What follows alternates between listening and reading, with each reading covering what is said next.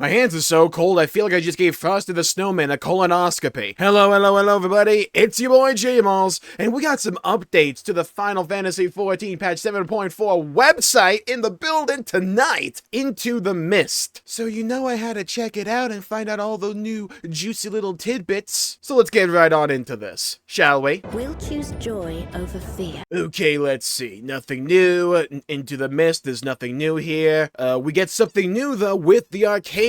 We have our standard screenshots galore. I mean, look, the aesthetic of the Arcadion being a giant wrestling arena and just the overall culture and feel of the Arcadion is so dang good. I'm really excited to see how the final tier pans out, and I really hope they just... all I want is our own walk-up song. I want it to feel like a game of WWE 2K, you know what I mean? Like, that's what I want to feel. When it comes to the Glamour sets, okay, I don't mind this one in the middle. I would have to dye it, though. The color scheme ain't doing it for me. Or this one in the far left. I will say, though, what I imagine are monk Hulk gloves. Now, that might become a need for me. That might be one of the coolest weapons I've seen in this entire expansion. I think overall, though, nothing I'm particularly overly excited for besides the weapons. Like these Viper weapons here, the double blades, oh, that's nice. Like, that is crispy. I like that a lot. And I love the monk gloves here. But I am really hoping it gets a different flavor of Glamour set moving forward. I think I'm ready to leave the Dawn Trail era of Glamour behind. With the Cruiserweight division conquered, the unstoppable upstart now rises. We need a way better nickname than that. Rises into the fearsome heights of the heavyweight tier. The threat of Cyclone Crosis ever looms, and to claim its cure,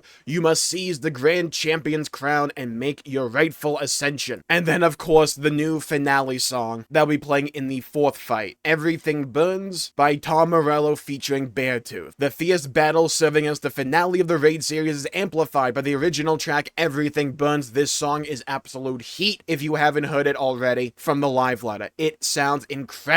Written by two-time Grammy Award-winning guitarist Tom Morello, Rage Against the Machine, Audioslave, Prophets of Rage. The hard-hitting, powerful sounds featuring Caleb Shomo, Beartooth on vocals can be enjoyed in AAC Heavyweight M4 and AAC Heavyweight M4 Savage. That will be the longest prog in the history of ever, just because no one's gonna be playing the game, they're gonna be listening to the song. Oh, I gotta bust on the headphones for this. Alright, what we got going on over here? No, my headphones are off. No, I can't hear. No, failure to communicate. Oh, yeah. Yeah, it's so good. I mean, it's been a while for me since there's been a song in FF14 where I'm like, I have to listen to this on repeat. This is definitely one of them. We'll choose joy over fear. Next up, we have the variant dungeon, The Merchant's Tale, coming in patch 7.45. Yes, so still a couple months away. A very unique aesthetic going on here. And I think juxtaposed with a lot of the other visuals we're getting in patch 7.4, I quite like having this visual diversity going on here. The whole premise of the variant dungeon is that we're exploring essentially a picture book or storybook alongside, I think, Y'shtola's cousin. And I've said it before, the skybox here really reminds me of like the wallpaper from Toy Story in Andy's room. And I think what this goes to show more than anything right now is that the game is capable of trying to experiment with different art styles and to look and present the game in different ways. And I wonder if they're going to try to do something like this.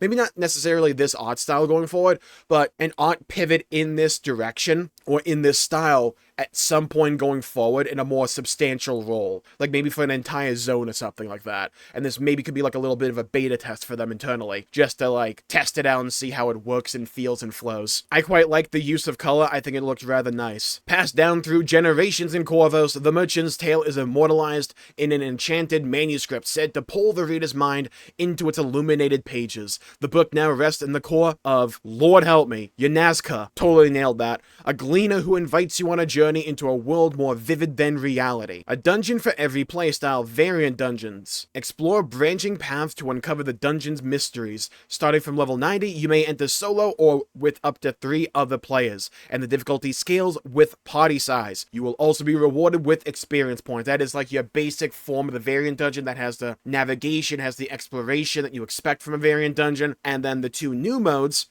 Variant Dungeons Advanced. Fight even more powerful versions of a Variant Dungeon's 3 bosses. They can be fought in any order, and each boss will offer its own rewards. Defeat all 3 bosses for even greater spoils. 2 to 4 players may enter, and difficulty scales with party size. So a little bit more difficult, you need to have other people with you. You can do the bosses in any order, or if you want to go against all of them, you can do that as well. And then the hard one. Criterion dungeons. Face the dungeon bosses at their most formidable. Will you best them all or be buried by their wrath? Parties must consist of 4 players, and what they don't say here is this is not role agnostic. You will need a tank, a healer, and 2 DPS. So unlike Variant Dungeons Advanced, which is the middle mode, in that mode, you can tackle any of the bosses in whatever order you want. If you only want to do 1 or 2 bosses, you can do that and then leave. In Criterion Dungeons, it's the gauntlet, and it's in a set order, and that's just how it's gonna work. Nothing new for the dungeon here, Mistwake, and nothing new for Hell on Rails, the trial. Surprisingly, nothing new for the Unreal trial, Tsukuyomi's Pain. Nothing new for the Frontline campaign, Warcore Chate. And it doesn't say that there's anything new for the Occult Crest and new Phantom Jobs. I just want us to appreciate the giant shark for a second, though. Okay, moving on. Call upon the skills of Mystic, Knight, Dancer, and Gladiator as you seek answers to enigmas on the Occult Crest. And my god, please, just give me like Rune Knight in the next expansion. That's all I want. Give me my seller's job. Please, I beg. So I heard you like grinding, by the way. And then let's be fair here, this is also one of the most important elements of the patch. The Hildibrand story in this expansion has been really dang good, and what am I looking at? We'll choose joy over fear. Hottie Boiled over here has been playing Metroid Prime 4. Look at this freaking bike. It has a giant gun on top of it. I like it. I like this coloration for the bike as well. I hope we get that. Including the gun. That's a need. And then we have what I imagine's a flashback, and Hottie Boiled is in pants way too tight on him. We did not need to know that much detail about that guy. Despite their vastly different approaches to case-solving, Detective Hottie-Boiled and Inspector Hildibrand succeed in capturing yet another fiendish fugitive. Oh, okay, job done. It has also become abundantly apparent that Cornelian, the crime king, a villain from Hottie-Boiled's past, is deeply involved in the greatest scheme afoot. This reminds me so much of the days of playing LA Noire, and I love that game. And like a noir crime drama for Hildibrand is so perfect. It's a match made in heaven. This story has been so fun. Then the real highlight of the patch, and honestly Dawn Trail overall, a new Air Force One, my favorite event in the Gold Saucer, the CL Dalliace. Get ready to test your aim as the Air Force prepares to visit a new destination, the CL Dalliace. Rack up a high score and receive a handsome MGP reward. You know, there's a part of me that wants to imagine this was like sort of inspired by Bravely Default coming to Switch 2, because in the Switch 2 version of Bravely Default, there is a mini game that is added to that version where you use the Joy-Cons as like mice for like an arcadey airship flying management simulator, and each different level in that like mini game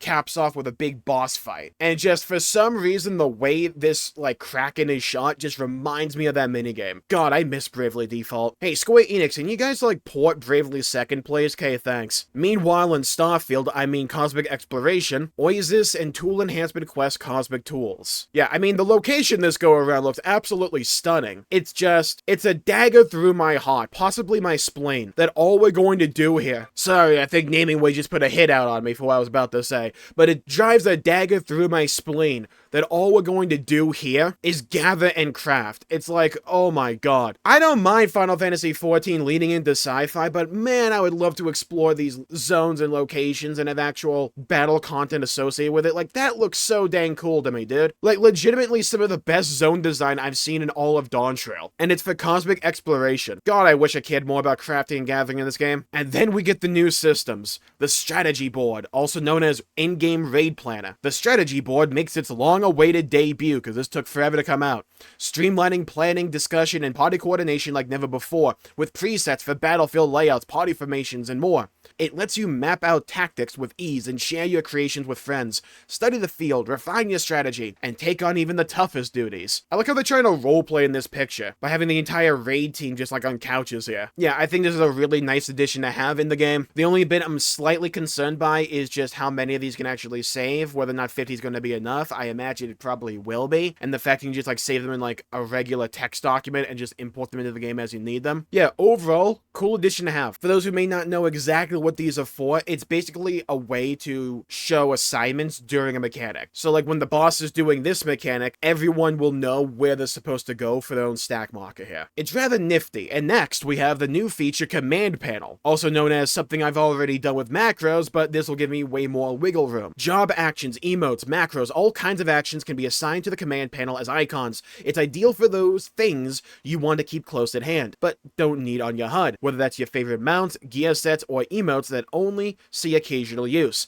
Opening at the press of a button, the command panel keeps shortcuts easily accessible without creating additional on-screen clutter. Yeah, so basically, you can keybind the whole command panel, so it only takes up like one hotkey slot, and when you click it, it'll open up this giant tab. It's a 5x5 button layout with 4 different tabs. You can have it open based on what tab you want specifically. Here, you can actually see in the bottom left corner here, that 1, 2, 3, 4 is like indicating which tab will open. And like they said, if you have like emotes that you like to use, but you don't want on your hotbar showing all the time, various like gear sets, mounts, minions, etc., stuff like that, you can just throw in the command panel. And please don't do what they showcased on the live letter, and that was put their entire rotation combat-wise in the command panel. Please do not play the game like that. I mean, you can, just don't be in my group. I don't feel like I'm asking for a lot there. Again, play how you want, but just do it over there. Now, the game has already had this kind of functionality before with macros. Like, I use this for all my gear sets for my different jobs, but it's nice not having to mess around with macros and just having this like baseline in the game and not having to like devote certain hotbars just for this. Again, cool addition. We'll choose joy over fear. Okay, I know I said this before jokingly, this might actually be the biggest thing with the patch for 7.4, the Glamour system updates. Glamour has no limits. Well, it kinda does. You can't glamour an axe to look like a spear, for instance, and I think some race sets are still race-bound. But I digress. Class, job, and level restrictions have been removed when glamouring armor and accessories, allowing for endless fashion possibilities. Additionally, full outfit sets are no longer required for storing outfit glamours. Venture forth in bold new styles all on your own, or all your own. I am really looking forward to this because some jobs Warrior have artifact sets that I think are largely hideous. Also Reaper. So it's nice being able to just make my character look the way I really want them to fit that aesthetic that I want. Because I'm not a fan of what aesthetic they ascribe to certain jobs. And also, one of my biggest things is like for the near raids. Like, I love quite a few of those glamour sets, but some of them are for roles that I don't normally play. Or I would want a specific set on a different role and just kind of like arbitrarily locked to a specific role. So it's really nice knowing that I don't have to worry about that constraint anymore, especially as someone who has Nier Automata listed as my favorite game of all time. That really helps with me. So I'm very much looking forward to that. We get Allegan Tombstones and Mnemonics. I don't like any of these sets, really. I mean, I don't mind the hat on Dancer there. That's fine. But I don't like any of the sets, really. Again, I'm really kind of anticipating leaving Dawntree on the rear view mirror, at least when it comes to Glamour. I can't wait for a new aesthetic. New crafting recipes, kind of going off my exact last point. Some people are legitimately excited for these sets. All power to you, just not my personal aesthetic. But I can look at something and say, yeah, that looks good, it's just not for me. And then new mounts, we get what feels like a reskin of the snowball. Well, I guess not necessarily a snowball, it's more like a snowman. Is it a snowman if it doesn't have 3 different sections to it, though? These are the questions that keep me up at night. Yeah, I mean, it's a mount. We got the fattest cat possible here, and then just a dog. I mean, they're cute. We got a new emote if you want to hug a book. Now, I know we already had the Nier collab back in Shadowbringers, right? I get that. However, can we make that book Grimoire Vice? I can never remember how to pronounce that dude's name. It's Vice, not Weiss. It's Vice. But yeah, mental tangent aside, can we make it so that's the book from Nier Replicant, Grimoire Vice? That would be awesome. Maybe I'm asking too much there. Additional updates. This might be the shortest list I've ever seen on a website. Additional duty support and new theme settings, clear green and clear white, and more. We'll choose joy over fear. So yeah, I think patch 7.4 looks like another Final Fantasy XIV patch. For some people that won't be enough, for some others it will be. I think it does look like a good Final Fantasy XIV patch though. And it is also experimenting and trying different things to take this game in a different direction, like the Glamour set update, like the variant dungeon. I'll be interested to see how those things actually pan out. I still say, for the variant dungeon, the biggest thing they have to get right there is the reward structure. The way that it actually looks like it's functioning, I like, but if the rewards aren't there, no one's going to be running it for long. That has historically been the weakest point for a variant dungeon, is just the rewards and the incentivization to continue doing variant dungeons. If they can nail that, then we're cooking. But pretty much every element of this patch, even though some parts don't come out for like another 2 months,